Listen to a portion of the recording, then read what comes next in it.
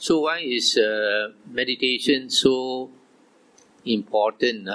I just would like to mention one other thing is that piti and sukha, just now I mentioned, even though it's very blissful and very delightful, it is not strong perceptions. It is a subtle perception.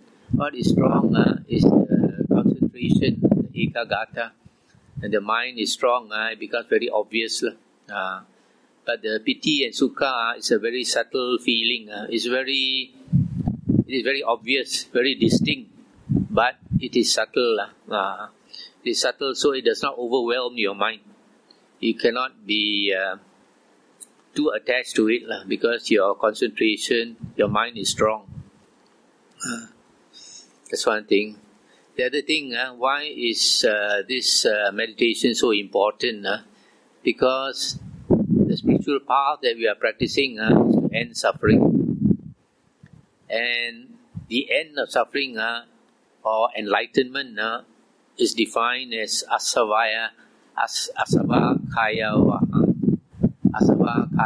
destruction of the asavas. Destruction of the asavas is destruction of the tendency of the mind to flow, the tendency of consciousness to flow. Most of us, we like to think the world is outside there and I am inside this body. That's a wrong perception. Our six senses give us a wrong perception of the world. We see and we think the world is outside of our eyes. We hear and we think the sounds are outside of us, etc. But actually, if we analyze properly, it is not so. For example, when you see something, what happens is that the light particles, the photons, hit your retina, your eye, and it causes the seeing consciousness to arise. The seeing consciousness arises, and when we pay attention, the Buddha says there is contact. When there is contact, then we see. So, what is it that we see? What we see is in our consciousness.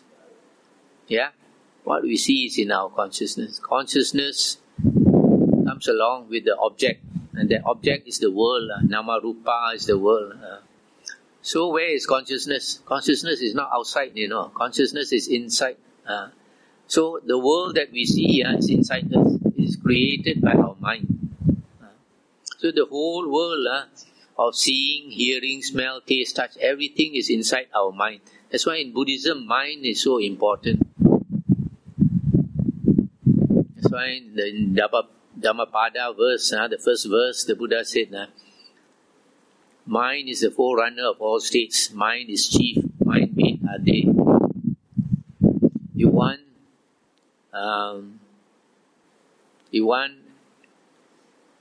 acts with a pure mind, happiness follows one, like the wheel follows the foot of the ox. If one acts with an impure mind, suffering follows us like a shadow that never leaves. So, our mind is very, very important. Our mind creates the world. So, if you have an impure mind, you will have an unhappy mind. That's why people who suffer from depression, as happened nowadays, they don't understand the dhamma, so they don't create enough blessings, so they hate themselves. That's how you get depression. If a person practices according to the dhamma, what the Buddha teaches, you know how to act as a human being, then you have a lot of happiness inside of you. And that happiness also will bring you to heavenly rebirth.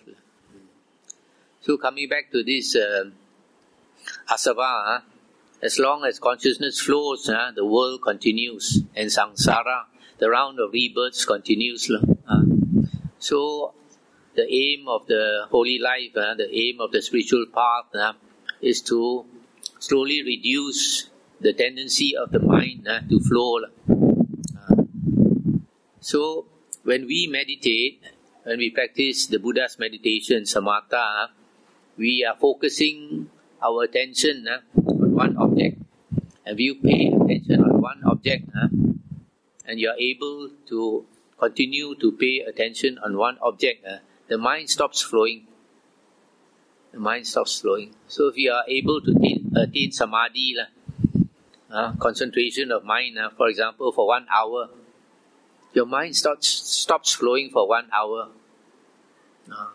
So if you can stop your mind for 2 hours, even better, and then if you can prolong that stopping of the flow of consciousness longer, then you have more and more control of your mind.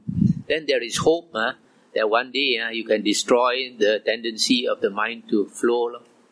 So if a person meditates by other ways, does not have samadhi, does not have control over the mind, is not able to stop the flow of the asavas.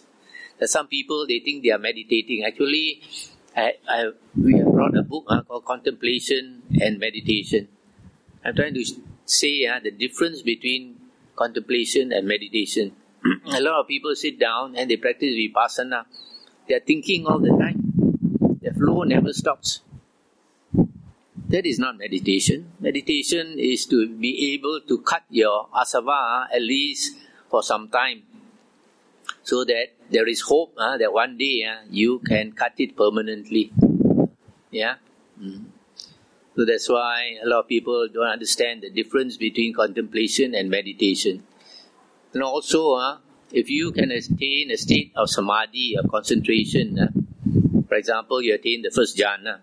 When you attain the first jhana, what happens is that your consciousness transcends the sensual desire realm. We are in the sensual desire realm, where we have male and female. We are obsessed by sensual pleasures. But when you attain the first jhana, you have transcended the sensual desire realms, even transcended the sensual desire heavens, and you have gone into Brahma heaven. The first jhana is the heaven of Mahabrahma. It's a different world altogether, different realm altogether. So the Buddha said, if you can attain the first jhana, you have gone beyond the sight of Mara. Mara cannot see you. Mara cannot reach you. You cannot be disturbed by Mara, Satan. So you see how powerful the first jhana is. That's why the Buddha said, if a monk can attain the first jhana even for one moment, as short as a finger snap, the Buddha said that is really a monk. And he deserves the food that is offered to him. And he listens to the teacher's word, that means the Buddha's words, the Buddha's instructions. So, this is a purpose of meditation, to get a hold of our mind, to stop the uncontrolled flow of the mind. I think I'll stop here. Any questions? Morning, Bhante. I have a question. Normally I do my meditation sometimes at 5 a.m. but normally it's 7 something to 8. But I encountered one thing when I was doing the meditation. But I encountered when after concentration, there's a bright light rushing at me, and suddenly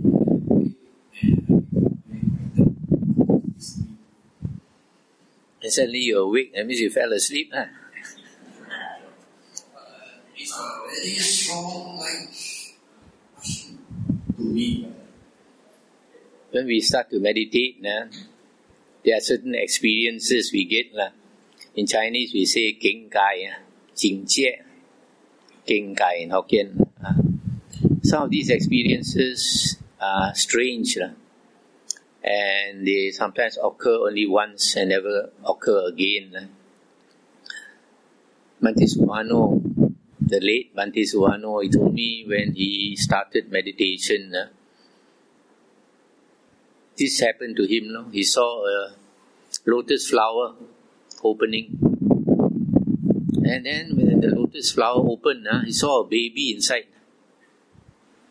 And then as the lotus flower opened, he looked at the baby. When he looked at the face, he found his own face.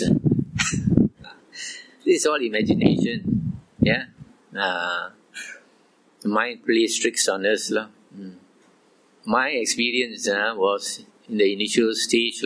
When I meditate, I found the upper half of my body from the waist up turning the opposite direction. Then I thought it seemed very real. My legs are facing the front, my upper half of the body facing behind. Then I slowly opened my eyes. It's imagination.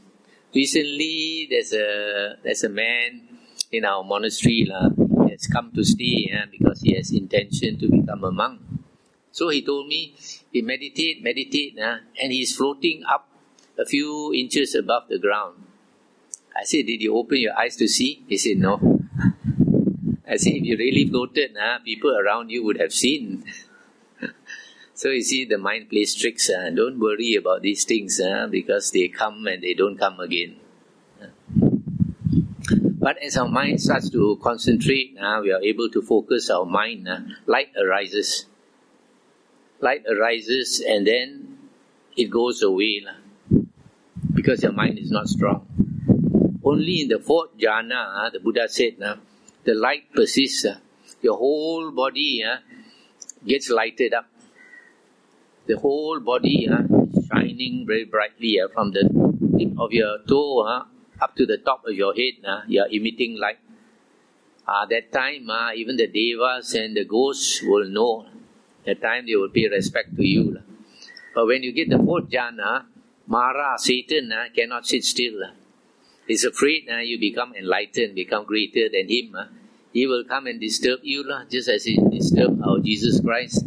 He disturbed the Buddha and the Arahant disciples. So if you have not attained to the fourth jhana, don't worry. Mara won't come for you.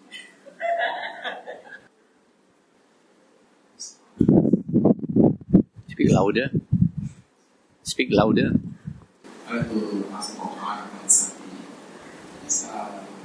I think say that Anapanasati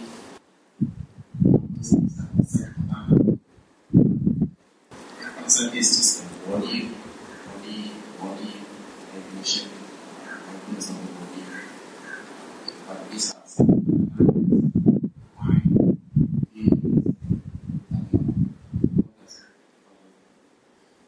If you look at my book, it's explained.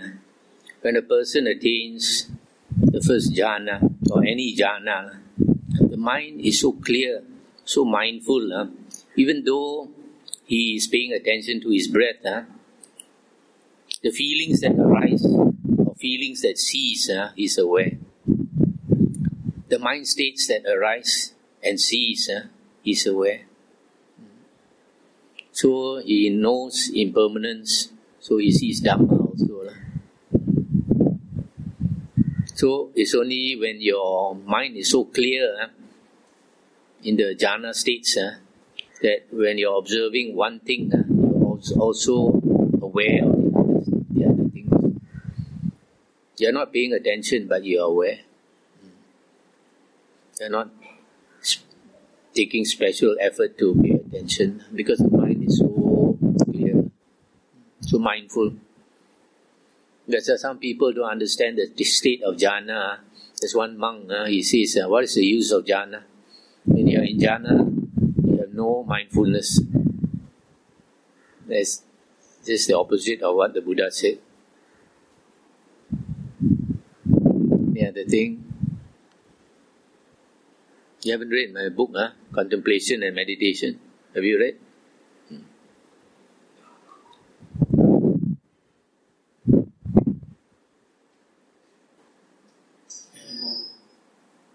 Any more questions to ask, Bhante? Yeah, Nanda. And it's also one Video is so in front of the people. before we go to our Sure, time offering. There's some meditators, they told me that don't enter to jhana. The jhana will make you stay stagnant. So they say just be aware to enter the jhana. So what is true is These people who are teaching false dhamma, These are people who are trying to destroy the Buddha's true teaching because they never study the Buddha's words. They are saying things that are really opposite to what the Buddha is saying. Don't listen to all this. Listen to the Buddha. The Buddha said, when the Buddha was about to enter Parinibbana, Ananda asked him, Bhagawa, after you have gone, whom should we follow as our teacher? And the Buddha said, after I am gone, take the Dhamma Vinaya that I have taught to be your teacher and your guide. So our real teacher is our Buddha Gautama, Pansa Serja Monifo. And also in Anguttara Nikaya 4.180, the Buddha said, if any monk says that the Buddha taught like this and the Buddha taught like that, don't accept, don't reject. Compare it with the suttas and the Vinaya. Only if it follows the sutta and Vinaya, you can accept it as the words of the Buddha. In fact, the Buddha said, if you don't listen to his words in the suttas and attain stream entry, you're not a Buddhist. You're an external sect follower. Bahiro, the Buddha called. So a lot of people, they think they're Buddhists. They're not Buddhists at all. Some of them are trying to destroy the Dhamma, teaching false teachings.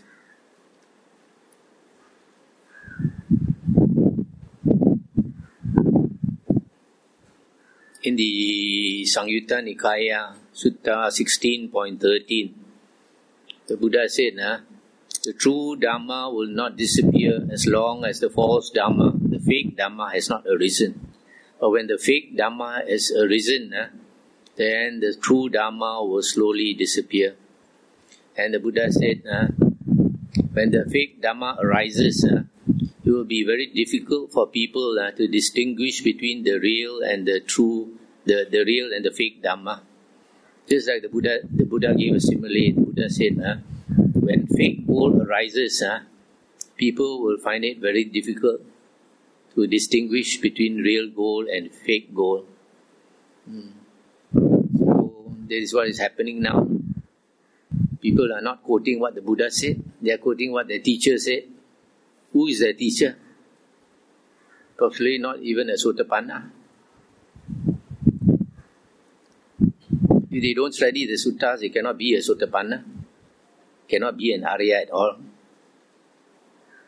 Because the condition to become an Arya is to get right view. And right view only comes from two conditions. The voice of another teaching you the true Dhamma. And the second condition is focused attention. So it's very clear, if somebody is not familiar with the early suttas of the Buddha, cannot be an Arya. Even if they attain psychic powers and have great samadhi. Nowadays, you find some people with good samadhi and they think they are Arahant.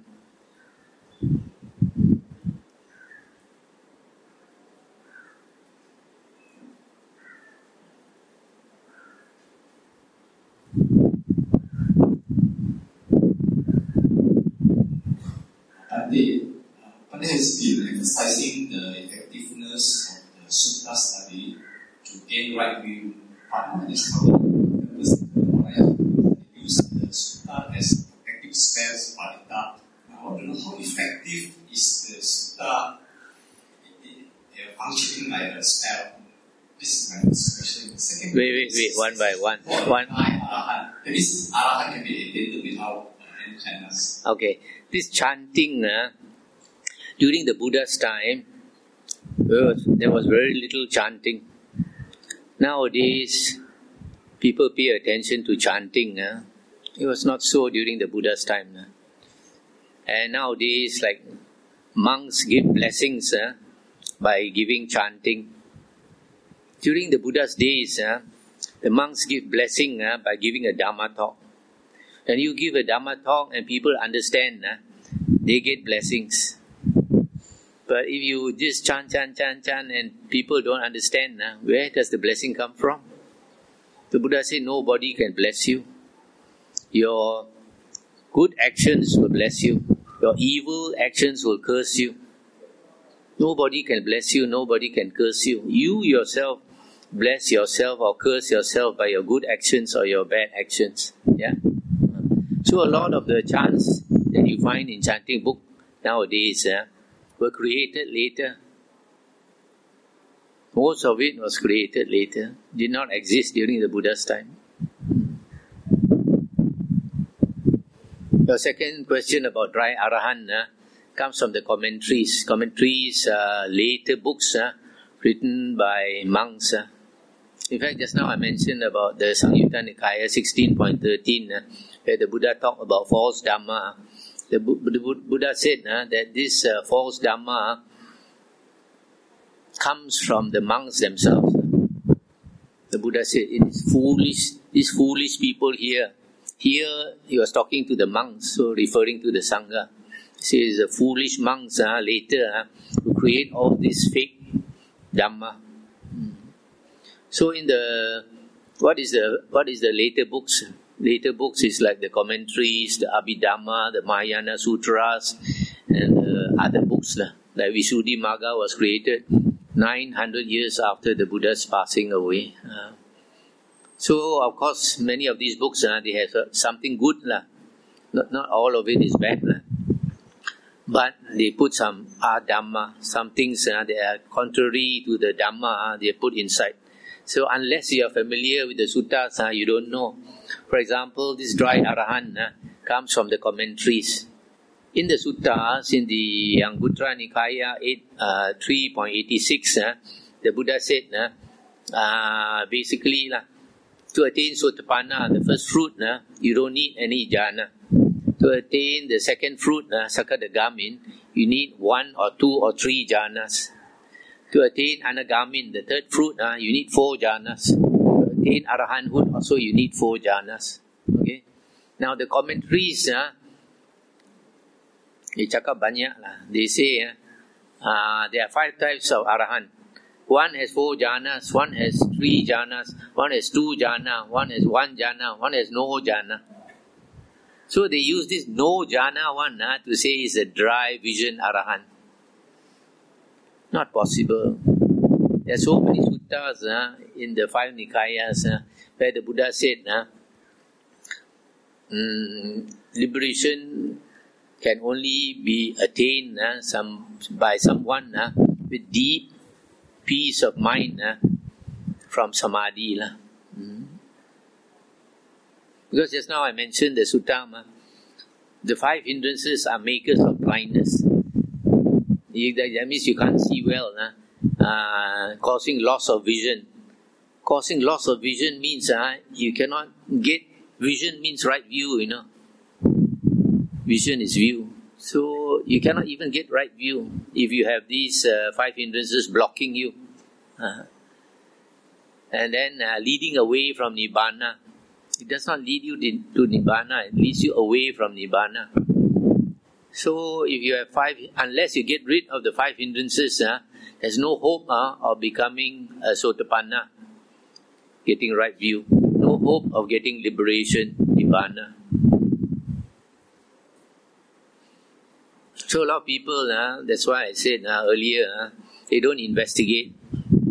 People say meditation is good, they straight away go into meditation, go into the wrong meditation. When I came into Buddhism, I wasted 9 years because I was a Mahayanist. 6 years I was following Mahayana as a layman. 3 years as a novice monk and monk. In the end, I got so disappointed with my teacher. Always talk about great compassion, great compassion. When I stayed with him for 3 years, I realized he had no compassion.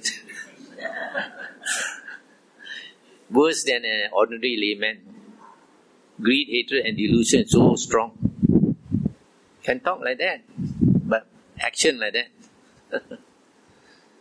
So I suspected something wrong with Mahayana. I went to investigate Theravada. Then I found contradictory teachings.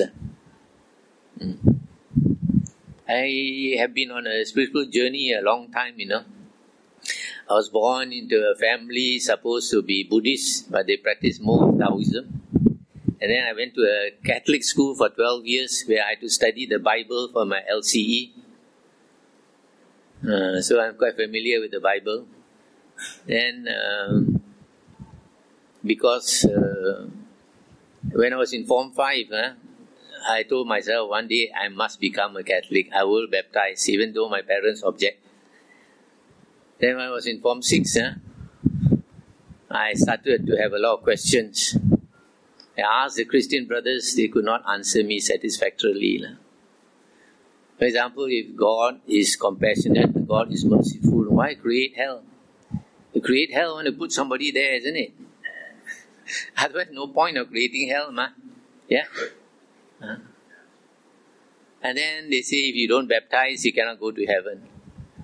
What if there's a Hindu man, very pious, very good, very generous, helping everybody, but he does not baptize? You mean he has to go to hell forever and ever? No logic, ma. Yeah? You ask them these questions, they cannot answer. So I had doubt. So I left Christianity. After I went to university, I had a friend, Chinese, but practicing Hinduism. So from him, I became interested in Hinduism. I studied and practiced Hinduism for 4 years. And later when I started working, young bachelor, enjoy myself, wild life. Because I was working in a military camp. You had the Air Force, you had the brigade, you have the recce unit. So every day join the army officers drinking beer. But enjoy too much, I start to dream of ghosts every night. Every night dream of ghosts, giving me warning. It was very good. Then I started to think, why? Then I realized when I was young, I was very spiritual, very interested in the spiritual. Now I enjoy too much, vacuum inside. Spiritual vacuum. So I went back to study the Bible. Then because I was good to my workers, one of my staff, Malay man, gave me a Quran. English translation of the Quran. I studied the Quran. And I studied the Sikhism, I studied Baha'i, every religion I studied. Then only came to Buddhism. When I came to Buddhism, I found, wow, very deep, cannot understand. Start reading, cannot understand. But I kept reading.